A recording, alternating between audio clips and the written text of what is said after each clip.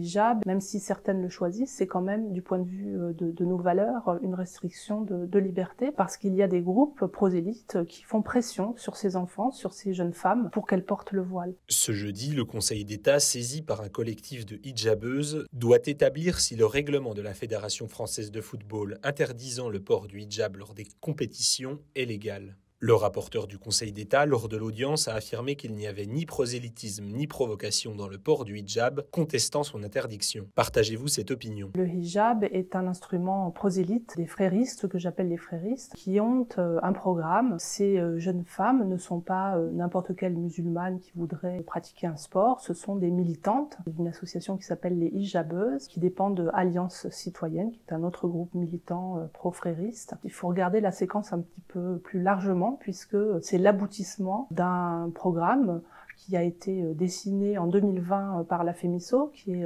l'organisme de jeunesse des frères musulmans au niveau européen, qui avait élaboré un certain nombre de priorités, 7 priorités exactement, dont l'inclusivité dans le sport. Au Conseil de l'Europe, cette réunion donc a produit des nouveaux militants qui se sont constitués en association, c'est le cas des hijabeuses, avec comme objectif de faire plier la FFF, qui est une fédération qui, en Europe et même dans le monde, est assez stricte sur la question du port du voile. Les hijabeuses, quant à elles, soulignent leur liberté dans le choix de porter le hijab. N'est-ce pas finalement l'argument qui devrait primer? C'est un choix, mais vous représentez qui pour demander ce droit? C'est ça le problème, c'est que ces personnes ne nous disent pas justement ce que je vous ai décrit, le parcours qu'elles ont emprunté pour arriver à faire cette revendication et se faire passer pour de simples musulmanes. Ça n'est pas ni un signe religieux, ni un vêtement, c'est une norme, c'est le fait de couvrir la aura, la pudeur féminine, qui ne doit pas se montrer dans l'espace public. Même si certaines le choisissent, c'est quand même, du point de vue de nos valeurs, une restriction de liberté, parce qu'il y a des groupes prosélytes qui font pression sur ces enfants, sur ces jeunes femmes, pour qu'elles portent le voile. Ça se passe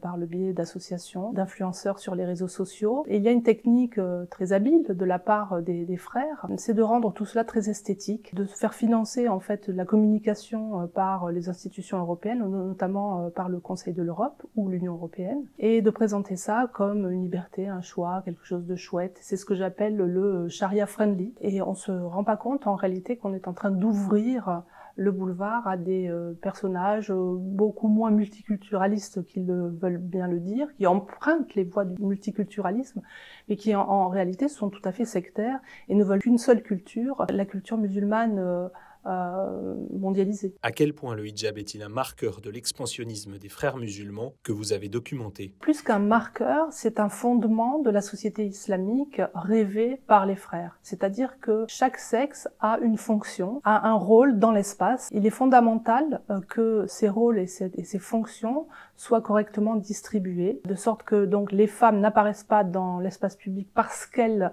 entraînent un désir chez les hommes et un désir qui pourrait leur faire oublier leur mission, qui est celle de produire, de construire en fait la société islamique. C'est toute une architecture, la société islamique. Le rôle des femmes dans l'Oumma est très important, c'est celle de produire, d'éduquer des petits musulmans qui seront donc des futurs missionnaires. Il faut donc qu'elles préfèrent, si possible, certains métiers, certaines fonctions. Finalement, on peut se dire que le hijab, ça permet à ces femmes d'aller dans les stades. Pour moi, ça n'est qu'une ruse, une stratégie qui consiste à les faire venir à l'islam, au début avec des choses plutôt séduisantes, et puis petit à petit, on l'a vu de toute façon dans l'espace public, les voiles se font de plus en plus longs, les femmes comprennent que ce n'est pas leur place d'être sur les terrains de foot, le frérisme a un ADN salafime et un logiciel missionnaire. Donc ça reste un mouvement littéraliste, intégraliste, fondamentaliste. Simplement, il est permis pendant une certaine période de passer contrat avec des mécréants pour parvenir à l'objectif. Passer contrat avec les mécréants, c'est finalement rentrer dans leur jeu, jouer leur jeu, mais ne pas se laisser prendre à ce jeu-là. Toujours rester sur ses gardes. Les frères ont le temps long,